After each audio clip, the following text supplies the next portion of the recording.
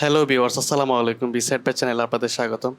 আমরা আজকে পাকিস্তানের ই ভিসা নিয়ে আলোচনা করার চেষ্টা করব। অর্থাৎ পাকিস্তানের ই ভিসা আগে যেভাবে আমাদের এম্বাসি ফিসের মাধ্যমে পাকিস্তানের ই ভিসাটি কালেক্ট করতে হতো, কিন্তু বর্তমানে সেই সুবিধাটা কিন্তু আরও ওরা অগ্রগতি করেছে। যেমন আমরা এখন সিস্টেম কিন্তু একই রয়েছে, বাট আমাদের এম্বাসি ফেস করতে হচ্ছে না, ওরা আমাদেরকে অনারেবল ভিসা দিচ্ছে।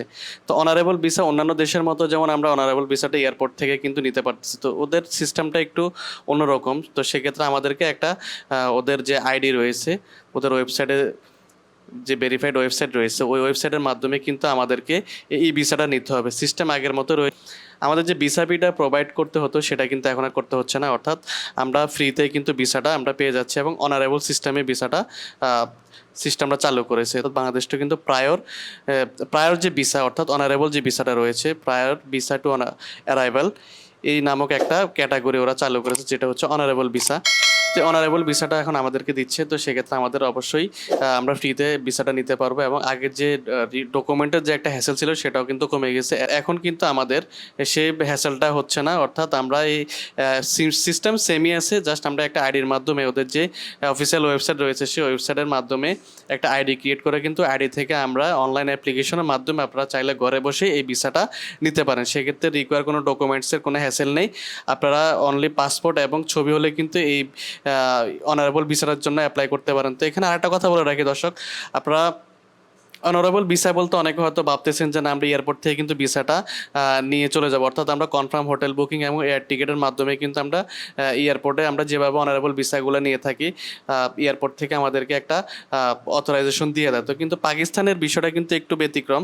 অর্থাৎ আমরা এই পেপার ভিসাটা কিন্তু আমাদেরকে অ্যাজ ইউজুয়াল আগের মতোই ওই সিস্টেমে অ্যাপ্লিকেশন করার মাধ্যমে আমাদের একটা ই ভিসা কালেক্ট করতে হবে এবং ওটা আমরা ইমিগ্রেশনে শো করে কিন্তু তারপর যেতে পারবো। তো এখানে সুবিধা হচ্ছে আগে আমাদেরকে একটা নির্দিষ্ট পরিমাণ ভিসা ফি দিয়ে কিন্তু ভিসাটা কালেক্ট করতে হতো, বাট এখন আমাদের সেই ভিসা ফিটা দিতে হচ্ছে না। আমরা ফ্রিতে কিন্তু অ্যাপ্লিকেশনটা করতে পারতেছি এবং যে রিকোয়ার্ড ডকুমেন্টের একটা প্রবলেম ছিল, অর্থাৎ আমরা একটা ট্যুরিস্ট ভিসার জন্য যে অ্যাজ ইউজুয়াল যে ডকুমেন্টসগুলো প্রোভাইড করতে হতো সেগুলো কিন্তু আমরা পাকিস্তানের এই ভিসার জন্য অ্যাপ্লিকেশন করার ক্ষেত্রে কিন্তু সেই ডকুমেন্টসগুলো লাগতো, কিন্তু এখন সেই ডকুমেন্টস আপনার দেওয়া লাগতেছে না। অর্থাৎ ওদের আমরা যেহেতু অনারেবল ভিসা নেব, সেক্ষেত্রে আমাদের পাসপোর্ট এবং ছবি হলে কিন্তু আমরা এই ভিসার জন্য অ্যাপ্লিকেশন করতে পারতেছি।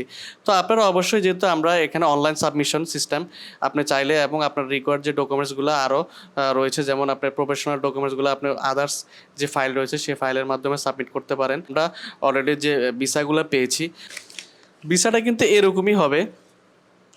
ভিসাটা কিন্তু এরকমই হবে, জাস্ট আপনার হচ্ছে ভিসা ফিটা দিতে হচ্ছে না। অর্থাৎ আপনাকে পেপার ভিসাটা আগে যেভাবে আপনার এম্বাসিতে ইন্টারভিউর মাধ্যমে পেতাম সেটাই এখন সেমভাবে হবে, বাট আপনাদের রিকোয়ার্ড ডকুমেন্টের কোনো ঝামেলা নেই। পাসপোর্ট ছবি হলে এনাফ এবং হচ্ছে আপনার ভিসা ফিটা দিতে হচ্ছে না।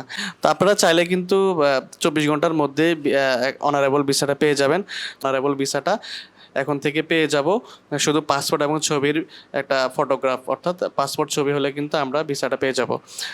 তো দর্শক, আপনারা যদি এই বিষয়ে কোনো হেল্প লাগে অবশ্যই আমাদের স্ক্রিনে দেওয়া নাম্বারে আমাদের সাথে পরামর্শ নিতে পারেন। আপনারা সরাসরি আমাদের অফিসে এসে কিন্তু এই বিষয়ে আপনারা কোনো কনফিউশন থাকলে সরাসরি কথা বলতে পারেন। তো ভালো থাকবেন, সুস্থ থাকবেন। আসসালামু আলাইকুম।